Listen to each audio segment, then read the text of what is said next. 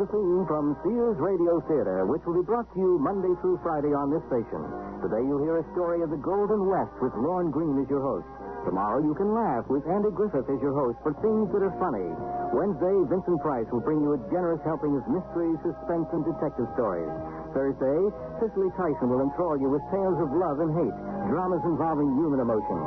And Friday, Richard Widmark will host tales of adventure in outer space, under the sea, anywhere there is adventure. The Sears Radio Theater will begin after this message from your local station. This is Lorne Greene. The wagon train is moving west across barren, windswept plains.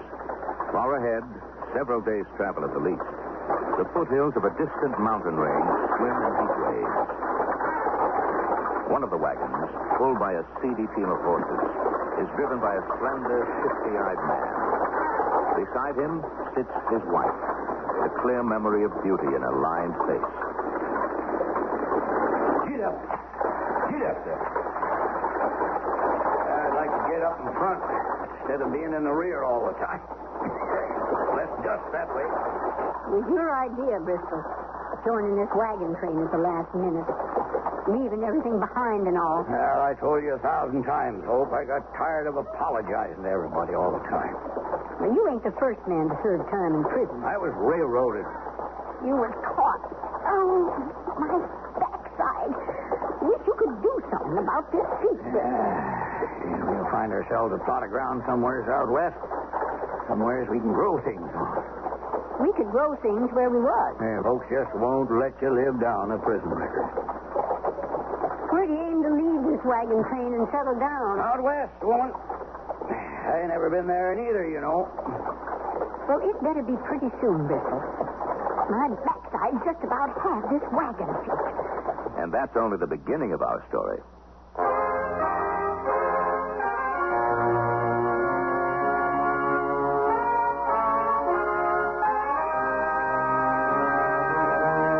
Sears Radio Theater, a new adventure in radio listening. Brought to you 5 nights a week by Sears Roebuck and Company. Sears, where America shops. Your host, Lorne Greene. I'll bring you stories of the Old West and the New. Andy Griffith with a look at the funny side of life. Vincent Price with tales of mystery and suspense. Cicely Tyson with stories about love, hate, and related things. Richard Widmark. I'll bring you stories of pure adventure. 5 nights of exceptional entertainment every week. Brought to you in Elliott Lewis' production of the Sears Radio Theater.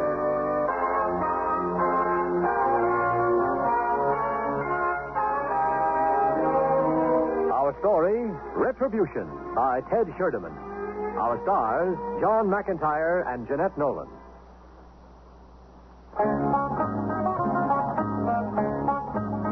Bristol and Hope Gaston left the wagon train in Idaho to take hold of 160 acres of land they'd never seen. Land on which they planned to start a new life. With high hopes, they set out from the county seat at Hadleyville to see their spread. And they saw it. They were the owners of a dry, sparse piece of land with a few mountainous hills. It was worse than anything they could have imagined. I can see now why the government gives it away. Nothing for nothing. I could just cry. Yeah. Be the first moisture this land has ever felt. Get up. Get. What are we going to do, Bristol? The only thing we can. Wait for the next wagon train to come through and look for something else. Wait. But we're starved to death. Got exactly $21 left and what we got on our backs.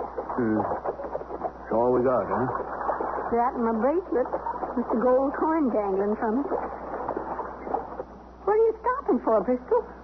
Them hills or mountains. They give me an idea. Let me see that bracelet and gold coin, Hope. Here. Why? It'd work, especially after we dug into one of them a little ways. What are you talking about, Bristol? Hope, we're going to dig ourselves a mine. What? We'll sell shares in it and have all the money we want. Sell shares? What are you talking about? I'll buy you a bracelet that'll knock 'em dead. Get up, horses. Get up. Why, you turned around. Hang on, Hope, old girl. Take out one of them hills. What for? For our mine. That's what for. Bristol, are you all right in the head?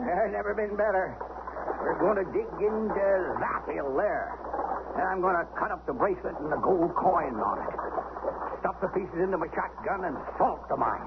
With my bracelet? A nugget, woman. I don't get your drift, Bristol. Why, you will, Hope. You will.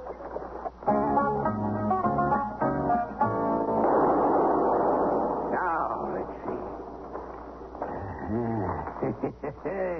Take a real expert to tell the difference. Come here. Look at this wall, Hope. You still shooting? Yeah, all through. Look, I've never been in a gold mine before. like a real load, huh? Whatever a load is, that looks real. Now, to dig a few out of there. Why are you digging them up when you just got them in? To show 'em back in Headleyville. To prove we've struck it rich, woman.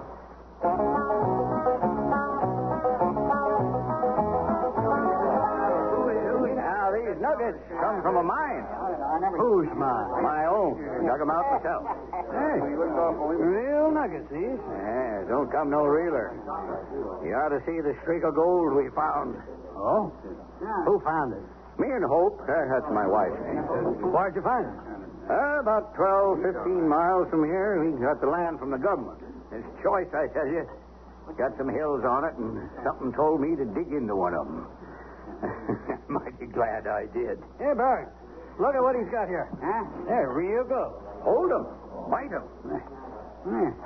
They're real, all right. I guess my wife and I must have dug for a week into that hill. Is she here? Oh, sure she is. Now spending money. That's a woman for you. How much you figure is there? Well, here's, I can calculate about $1 million, but that's just the first thing you found. Well, you think there's more? Well, gotta be.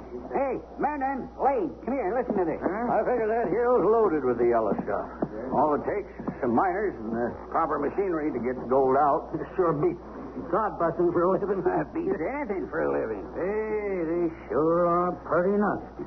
Me and my wife, though, we ain't aiming to get rich off of that gold mine. She's just as religious as me, and she thinks we ought to share the wealth with our neighbors. How do you plan to do that? Well, we don't know yet, but we'll think of something. You open for ideas? Wide open, mister. Well, you need machinery, money for meeting payrolls for miners. Yeah, you sure do. Maybe you can sell stock in your mine. What? What's that? Sell stock in it? Sure. I'd buy some. I'll buy some, too. You can count me in. And keep the major share for yourself. Well, now, I'll have to think about that. Thanks, Mr. Burns. Carrie Burns. Oh, my name's Bristol Gatt. Sure. Pleased to meet up with you. Thanks again. I want to talk it over with my wife first. Like I said, she's real religious, like me.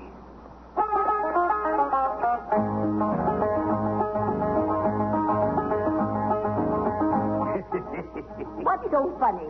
This guy, Carrie Byrne, he said to keep the major share of the stock for myself. Well, if I never see that miserable land again, it'll be too soon. Well, I feel the same way, but we'll have to go out there again. We left stuff in the tent.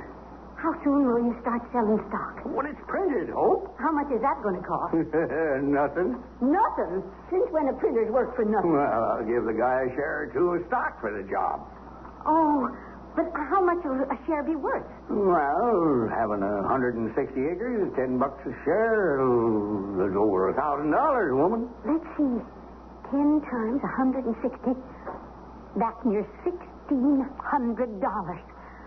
Say, what if they find out the mine's been salted? Now, it'll be too late for them. We'll be long gone before then, Hope. $1,600? Oh, I can't wait. There's something you got to remember. Anything, Bristol. What? You're real religious. Me? Yep, you. Me, too. So we go to church tomorrow. I don't remember ever being in church. Well, it's never too late to start. Well, what'll I do? Don't throw your arms around me in public. Is that all? Now, Let's get over to the printers. And remember, you're religious as hell, so act that way in public.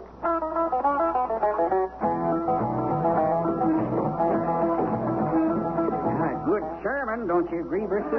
Real good. Oh, you met my wife, Hope? When we first arrived, Mr. Burns. Mrs. Gatlin, very generous of you, Bristol, giving our pastor a new church. Well, it was my wife's idea to give it out of the first profits we made, Carrie. Such an ugly word. Profit. Oh, our parson doesn't think so, Mrs. Gaston. You thought any more about my suggestion, Bristol? Yes, I have. We give it a great deal of thought, and we prayed a lot. We're going to start tomorrow evening, Carrie. Start what? Selling the stock you suggested I sell in the gold mine.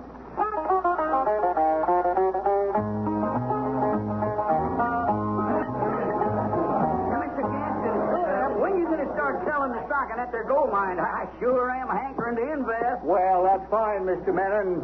Tonight we start the sale about 7:30. Well, how many of them there shares can I buy? Well, as many as you want. Oh, well, then I better get to the bank. I want to have the cash. All right. I'll take half of them shares, mister. Hey, go on sale tonight. For free. What? You heard me? For free. Didn't think I'd let such opportunity get by me, did you? What makes you think I'd cut you in for free? Well, it's simple, Gaston. Either you do or, go to the sheriff and I tell him about the time you served in prison. I don't know you. Just got into town a couple of days ago. Never expected to find a soft touch so quick. Well, you better look someplace else, mister. That mean you ain't cut me in? That's what it means.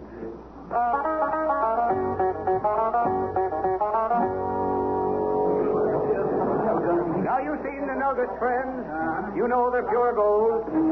We need machinery and miners to get the yellow stuff out of the ground. Now, that's all we need. But I ain't got the money, so I'm selling stock in this here mine. Now, Mr. Carrie Burns suggested it.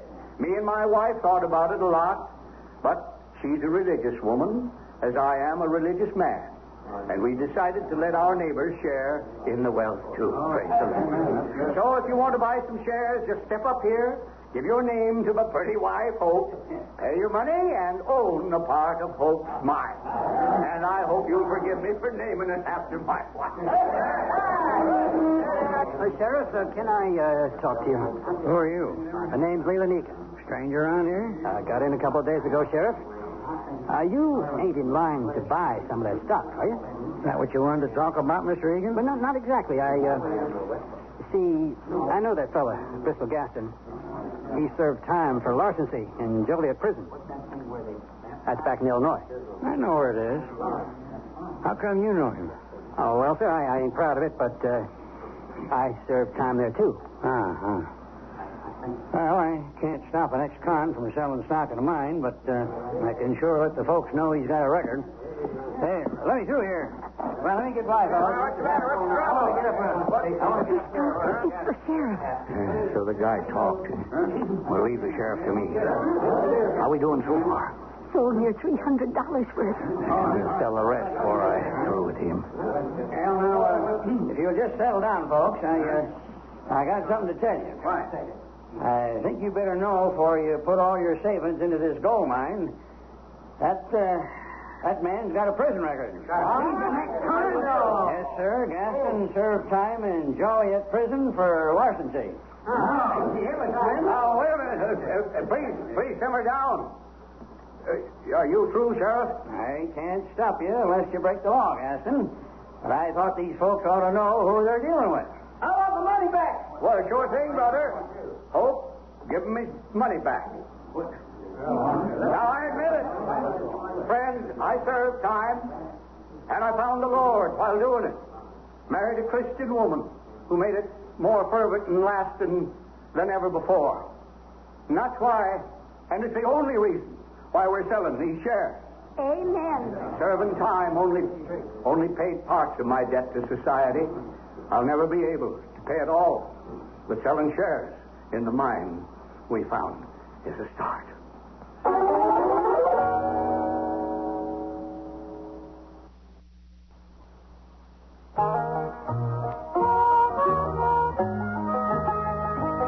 Vista Colonel Gaston, by his confession, has earned the goodwill and trust of those he counts on to fleece. His wife, Hope, has visions of riches beyond her greediest dreams. The informer, who thought he would put a crimp in Bristol's plans, has been thwarted. And only the sheriff is left with doubts about the mine as he talks to his deputy, Jerry Lago. Never saw so many people eager to part with their savings, Jerry. I don't never remember seeing you looking so low, Sheriff. Well, you try to help folks and they turn you down. Well, not a happy thing. You buy some of Gaston's stock, Sheriff? No, sirree, Bob. Everybody else did, including the guy who told me Gaston served time in Joliet prison. Well, that just goes to show you. Shows you what? Well, that if you believe in God and make it known, people will trust you with anything. Not me. I think we'd best have a look at that mine. Tonight? It's black outside. In the morning, Jerry. Now, maybe that mine's on the up and up. Maybe it ain't.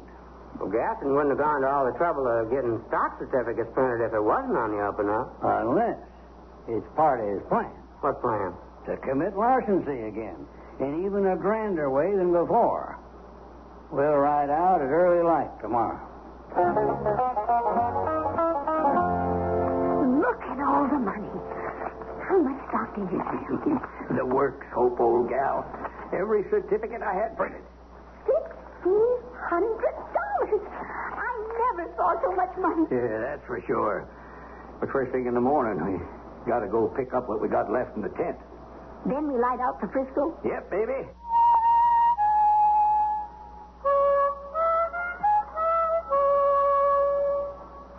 Frisco! Here I come! Oh, Oh, you just ain't one to be put off, are you? I just remembered something. Nobody's been in our mine or even knows where it is, except us. What are you getting at? Oh, thank the Lord. Thanks for reminding me, Lord. You getting religion all of a sudden? Maybe I have. I tell you what we're going to do, Hope. And thank you, Lord, for reminding me. Get up. I don't get your drift, Frisco. We're going to blow up that mine entrance so nobody will ever find it. What for? What for? So nobody's disappointed with the lack of gold. And so nobody can ever accuse me of nothing. That's what for. Move up. Where are you going? Get the dynamite in the blasting cast. That's where. Oh, thank you again, Lord. Bristol, look. What them two horses doing over there? Oh, where? What? Oh, they're grazing, I guess. But who'd they belong to? Well, maybe they throwed the riders. Yeah, that's what they must have done. Well, shouldn't we look for them? Who? Whoever they throwed. I ain't wasting time looking for nobody. I tell you what. You tie them horses up while I dig the holes for the dynamite. Tie them up? What for? 'Cause maybe we can sell them. Well, we can sure sell them fancy saddles. That's one of the things I always liked about you, Hope, old girl. What, Bristol? Your nose for money. Now, tie up them horses.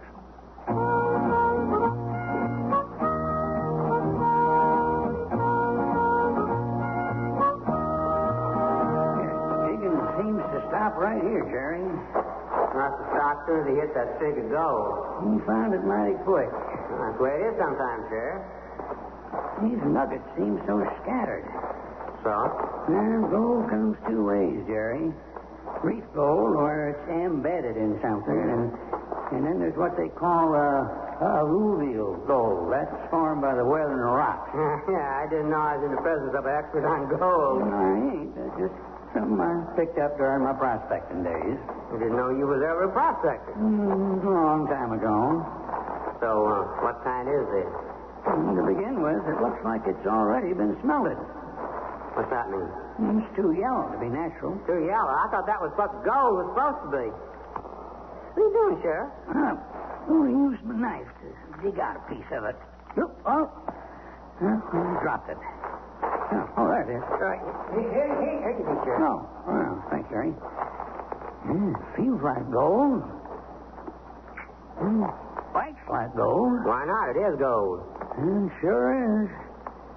But how'd it get here? How'd gold get any place? Well, there's no mining in this area. Not none. Now, don't it strike you kind of funny that an ex-con from Illinois comes out and finds gold right away? Well, that he should give most of it away to a bunch of strangers strikes me as being funnier. Except, well, religion is a powerful thing. Can be, Jerry, can be.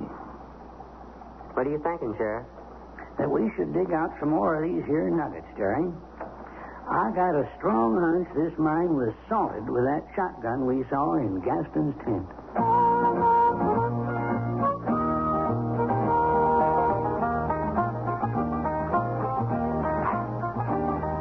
Yeah, that ought to do it. Why'd you dig all them holes for dynamite? Now I run a fuse down. Come on, Hope. That ought to be far enough. Far enough for what? Well, when I light this fuse, you run and get behind the wagon. What do you plan to do? Join you. I meant by planting all that dynamite and blasting cat. Like I told you, to close up that mine entrance so nobody can ever find it and be disappointed. You used more than you did to make it. Well, because I don't want to have to carry blasting stuff in the wagon, love. Too dangerous. You ready? Yep. Now, light this fuse. Praise the Lord. Now run. Get behind the wagon.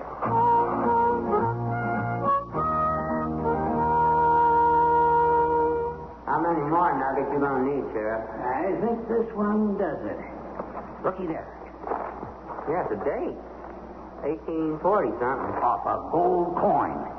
That's all the proof we need, Jerry. Proof? But this mine was salted. Now, come on. Time to get out of here and ride back to town. Yes, sir.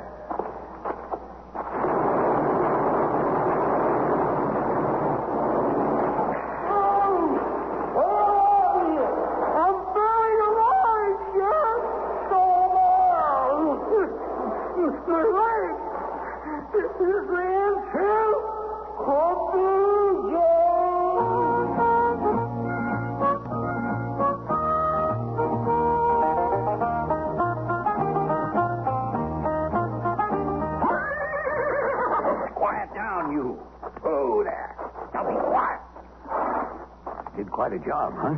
Just look at there, Bristol. The entrance to the mine is all closed now. Yep. Just the way I planned it. Wouldn't nobody ever expect a mine was there once. Nope. Oh, thank you, Lord, for giving me such wonderful ideas. How about our tent? We leave it. We ain't never again going to live in a tent. All I'm taking's my tools and my shotgun. Get up in the wagon. We'll hightail it out of here. As long as you're in such speaking terms with the Lord, maybe he can do something about that seat. Right, get in there, girl.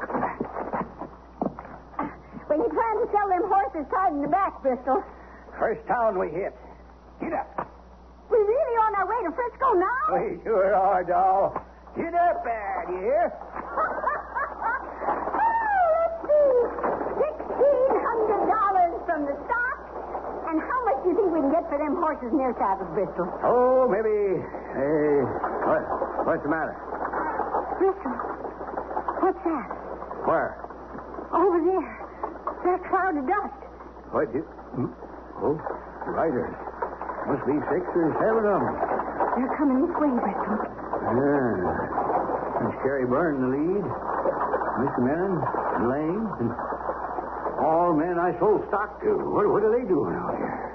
Bristol, what are we going to do? Let me think, woman. The mine entrance is all closed up. Will you let me think? But what if they find out what we've done? Will you shut up and let me think?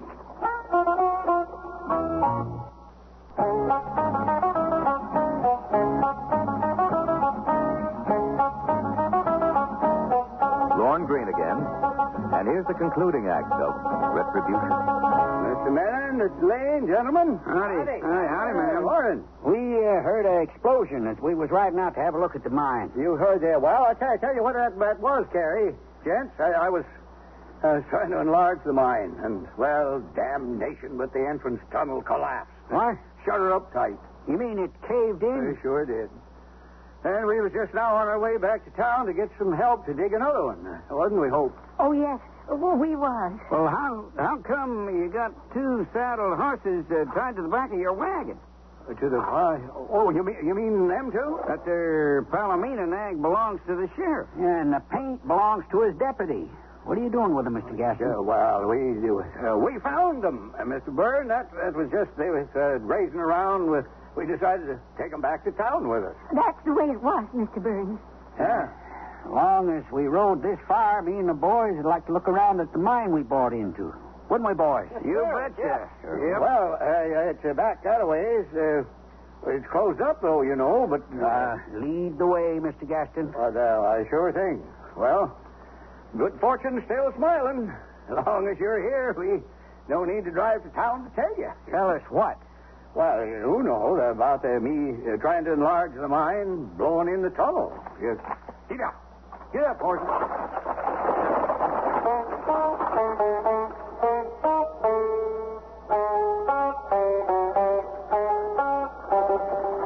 What are we going to do, Bristol? I'll think of something. Maybe we ought to just give the money back. Will you stop nagging me? There's our tent, Mr. Byrne. So I see. Sure, sorry-looking ground, Mr. Byrne. Couldn't support a jackrabbit on it. No wonder the government gives it away. Only way they can get rid of it. That's the mine over there, Mr. Gaston? Yes, sir, Mr. Byrne. Sure, closed up the tunnel into it. Yeah, by trying to enlarge it for the stockholders. Now, just where'd you find them saddle horses, Gaston? I found them right back before you and the others rode up, Mr. Menon. They was just grazing, you know. Ain't that so, Hope? Sure is. Carrie, the sheriff generally leaves word at the jail if he and his deputy are after an outlaw. Ain't been many outlaws since we made him sheriff. Yeah. Help you down from the wagon, Mrs. Gaston? How come you look so nervous, ma'am? Well, way past her time for prayer, Mr. Byrne. Ain't it, Hope? Yes. Indeed it is. You go right in our tent, dear, and get to praying. I sure will. Excuse me, Mr. Burns. And all. Yes, ma'am. She takes her praying real serious, Mr. Sure Burns. does, Mr. Byrne. And you don't, huh? Why, are you so sure I do? Maybe you better join her then. Well, it's my custom to leave her pray privately. Not much to see of the mine with that tunnel all blocked up. No, Mr. Byrne, but the gold's still in there. Maybe you should come back when I get her opened up again. You got some shovels? Oh, sure. Well, maybe we can start helping dig a new tunnel. Oh, that won't be necessary, Mr. Byrne. Thought you said you was on your way back to town to get some help to dig another one. Oh, when I dig, I was. But to have stockholders doing that kind of work, well, it ain't fitting. If it'll make you feel any better, I'll put it to the boys. Hey, fellas? Yep. Shall we give Mr. Gaston a hand at digging a new tunnel? Yes, okay with me. There's your answer. Now, where are them shovels? Well, I got three's all. Well, three's enough. And the pickaxe. Are they in the tent? Well, no, they're in the wagon. I was taking them to town to show what the diggers needed to bring with them. Well, let's get them. Here you are, boys. I'll take the pickaxe. Right. Okay, men. Shovel for Lane. You. One for me. That leaves none for me to help you with, Carrie. Yeah. Now, you can watch, Mr. Gaston. Or wait in the tent where you can do some praying with your wife. Come on, boys. Yeah.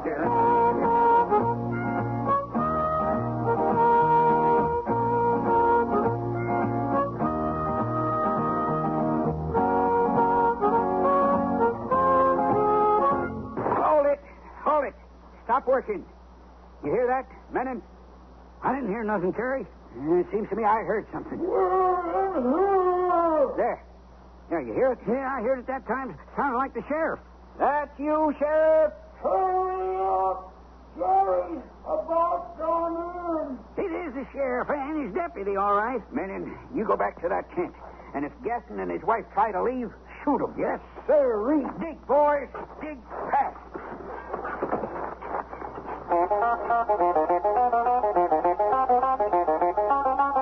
Now, my orders are to shoot you both if you do more than blink. Oh, Bristol. What's the meaning of this, Mr. Menon? Put up that gun you're holding on us. You didn't tell us the sheriff and his deputy was in that mine. What? When you blowed it up. Which is the sheriff and inside. I didn't know they was inside on us.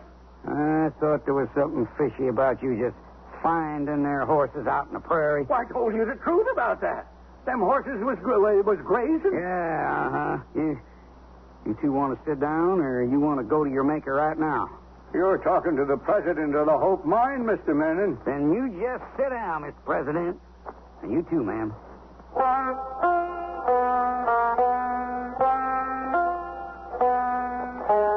How did you know the mine was salted, Sheriff? That was a good job. Except for this here nugget.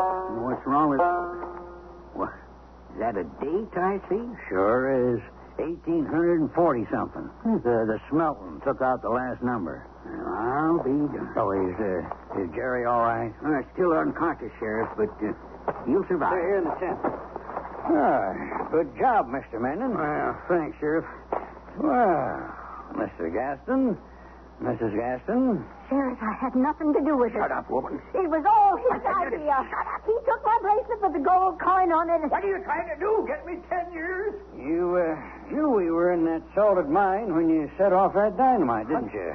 I knew nothing of the kind. Honest, I didn't. Well, how come our horses ended up tied behind your wagon? Well, we found them. Rounded them up. We didn't know they was yours, honest. What about the money you took from these men who thought you were on a level? I told him to give it back, Sheriff. Will you please shut up? They'll get it back, ma'am. Don't you worry. How long will they get, Sheriff? Well, Mr. Byrne, it depends on how the judge looks at it. But it ought to add up to quite a few years. Why don't we just hang them now and save the cost of a trial? Because this is a nation of law, Mr. Menon. What's that? That's from inside the mine.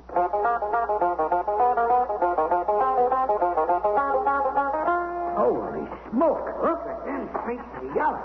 He couldn't salt all that.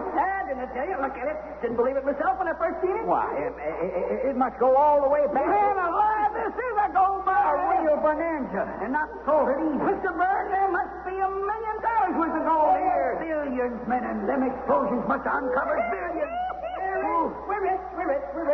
I'll go tell the sheriff.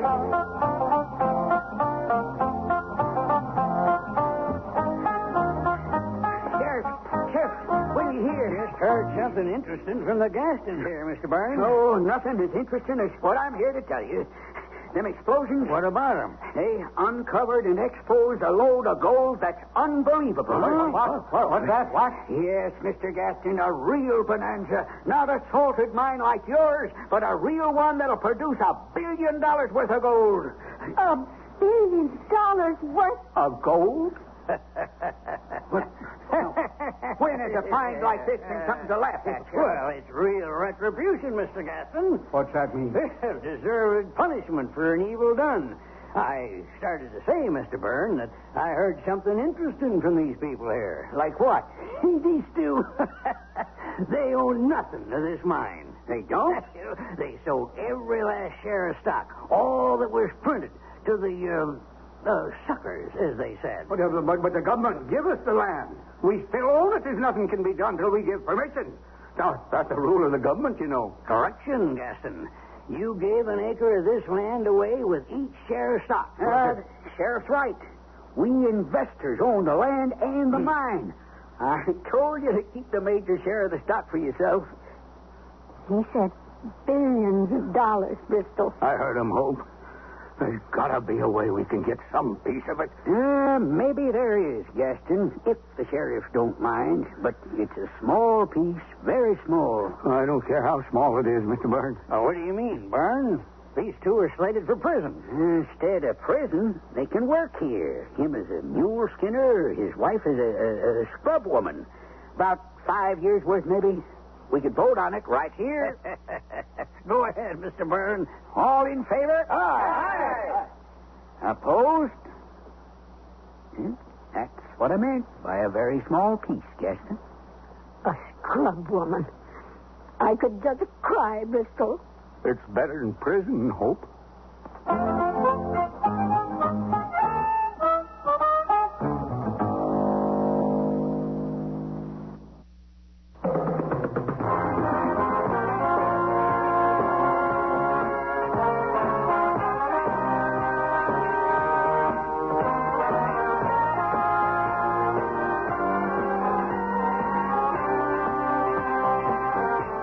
listening to Sears Radio Theater, brought to you 5 nights a week by Sears Roebuck and Company. Sears, where America shops. Retribution was written by Ted Sherdeman, produced and directed by Fletcher Marshall. Your host was Lorne Greene. Our stars were John McIntyre and Jeanette Nolan. Also heard were Jack Manning, Vic Perrin, Herb Vigran, Tyler McVeigh, and Dawes Butler. The music for Sears Radio Theater was composed and conducted by Nelson Riddle. Art Gilmore speaking. The Elliott Lewis production of Sears Radio Theater is a presentation of CBI. American dollar continues to move lower following a chaotic Monday on the foreign exchanges. This is Doug Poling reporting on the CBS Radio Network. Oil jitters are blamed for today's 10-point decline in the stock market and the activity on the money markets. In Washington, there was talk of some drastic measures unless Iranian oil resumes its flow to this country soon.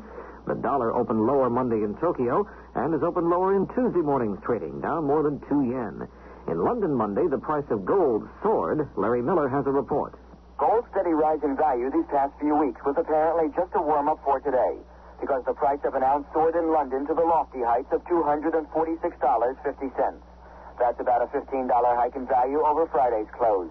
Bullion dealers attribute the increase to speculation that Saudi Arabia is to slow oil production and to the worsening situation in Iran. And Robert Guy, a director of Rothschilds in London, believes the price of gold will continue to gain. I went on record in New York last week at a forum run by the American metal market, and my prediction at that time with gold at $230 was that we should see new highs in gold this year, and I foresaw a range of $262 to $290. I see no reason to change my view on the market. Gold hit its previous record high last November, but fell back after President Carter announced plans to support the dollar on the foreign exchanges. Larry Miller for CBS News, London. More news in a moment.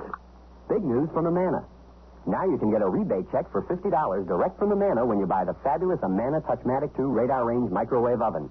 The Touchmatic 2 is so incredibly automatic, it cooks by time, cooks to temperature, even holds a temperature to tenderize economy cuts of meat.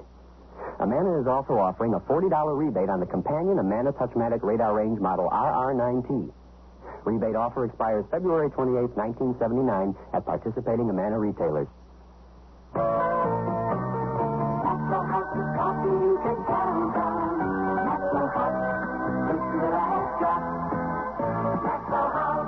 Good morning. Good company. Maxwell House. Coffee you can count on. Always smells good. Always tastes good. Always good to the last drop. Good coffee. A congressional panel today opened hearings into the phenomenon of religious cults with emotional arguments on both sides. Rabbi Maurice Davis of White Plains, New York, who claims to have separated more than 100 young people from cults, said those organizations use dictatorial leaders to instill fear and hatred into their members. The Reverend Barry Lynn, Legislative Counsel for the United Church of Christ, urged Congress not to get involved in the non-criminal activities of cults, saying that would place the government in a constitutionally forbidden zone. Washington police report 20 arrests, including a few for assaults on police officers, in today's protest by farmers. About 1,700 farm vehicles tied up the capital's traffic as their operators demonstrated for higher prices. The protest was organized by the group American Agriculture. Their approach was not endorsed by Alan Grant, president of the American Farm Bureau Federation. The way to get better prices is through building markets, an orderly way of increasing the market opportunity, increasing sales of commodities both in the United States and particularly worldwide. We think that's the way to do it rather than driving tractors around here and there or turning goats loose on the White House lawn. We think that our orderly way is, gets more done. The protest in Washington is likely to continue tomorrow, although leaders of the movement have not yet disclosed their plans. As he left the United States, Chinese Vice Premier Deng Xiaoping today sent President Carter a message saying his trip to this country was a complete success. Deng said Sino-U.S. relations will witness a major progress under the new historical conditions. Deng's plane left Seattle and, following a refueling stop in Anchorage, is now en route to Tokyo. Deng plans 3 days of meetings with Japanese leaders before returning to Peking. Now this. Fred, it's after midnight. Oh, look what you've done. Will you stop eating and go to bed? You'll never get up in the morning for work. I can't get to sleep. I took an aspirin, but I'm still wide awake. Well, what did you expect? Aspirin's for headaches. You need a sleeping aid to help you fall asleep. I'll get you some Compose when I go shopping. Some what? Compose. Go to bed, will you, while I clean up this mess? Headache? Take aspirin. Sleepless night? Take Compose. Compoz. Taken as directed before you go to bed. Compose actually helps you fall asleep when you want to fall asleep at bedtime. So what else happened at the office today, Fred? Did you get the order for that new job? Fred? Fred, you asleep? That's Compose for you. Headache? Take aspirin. Sleepless night? Take Compose. Compoz. Take only as directed. Compose is available at all drug counters. Look magazine, a new version of it, made its debut on the newsstands today. Its predecessor folded more than 7 years ago. The new publication is trying to appeal to people on a regional basis. The copies distributed in the East have the late Nelson Rockefeller on the cover, while those being sold in the West feature a cover photo of Patricia Hearst. The original Look magazine first came out in 1937, but publication ended in 1971. This is Doug Poling, CBS News. Good evening. I'm Jackson Kane, KMOX News. Missouri State Auditor James Antonio wants the Missouri Office of Economic Opportunity to pay closer attention to several areas of responsibility. Antonio said the OEO should monitor closely the program to help low-income families to ensure that government grants are spent properly. In an audit released today, Antonio said funds the office provided to community action agencies around the state have not been audited. These are funds for weatherizing or improving the heating capacity of the homes of low-income families. A $900,000 federal financial outlay has been granted St. Louis County in the state of Missouri to buy land. The money from the U.S. Department of the Interior will be matched by the state and county. The money will go for the purchase of land for recreational development in 3 areas of South County. The Missouri Division of Employment Security said it filled nearly 179,000 jobs through its service program in 1978. Division Director Joseph Dietrich said 1978 was the best job placement year in recent times, especially for permanent jobs. 3 men have been charged with robbery, assault, and stealing in connection with the beating of a maintenance worker at a Crestwood, Missouri car agency. Charged are 27-year-old Carl Shoemate and his 20-year-old brother Dennis, both of Alton, Illinois, and 20-year-old Dickie Rebstock of St. Louis. And 41 counties in Illinois have been declared disaster areas, including Madison and St. Clair counties. The declaration makes the counties eligible for low-interest loans from the Small Business Administration. The loans will be for physical disaster and economic injury caused by recent heavy snowstorms.